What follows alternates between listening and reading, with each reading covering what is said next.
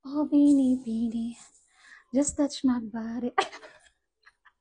But I'm so pretty. Hi mga kalabs! Get ready with me as I do my makeup for the beach.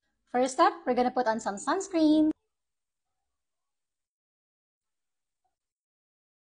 Next step, we're going to use this Maybelline Fit Me Fresh Tint in the shade 5.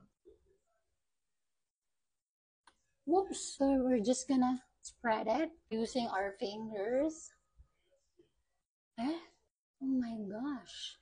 The coverage is covering. I did not expect that kind of coverage. So, wag nyo akong gayahin. Kailangan unti-untihin nyo muna. And then, we are going to put on some blush. So, I'll use this as my blush. Yan. Ang ating ina-achieve is sun-kissed skin, so hot. Will melt your popsicle. Next, I'm gonna use this Maybelline powder in the shade 120 para lang maano siya, aanuhin siya para ma-dry, ma-mattify. Huwag niyo siyang iganon. Dapat ano lang, tapping motion lang. Especially sa inyong mga T-zone. Yan. And then I want to put on like a really natural brow look. So, pag inabutan nyo to, grabe, sobrang OG nyo. Yung brow liner from Everbelena, Chris Aquino edition, yung brow liner na may mascara. Sobrang ano ko nito, hoard.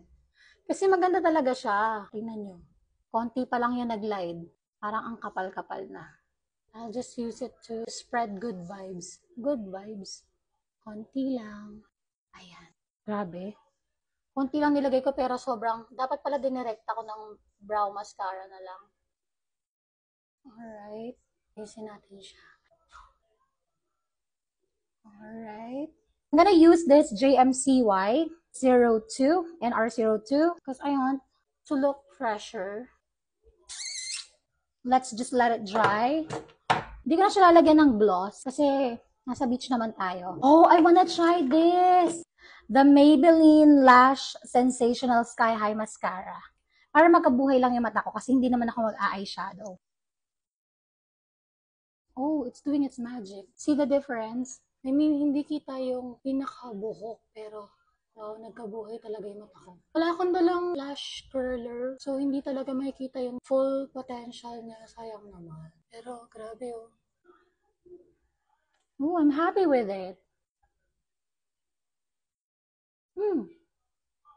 I'm happy with my look.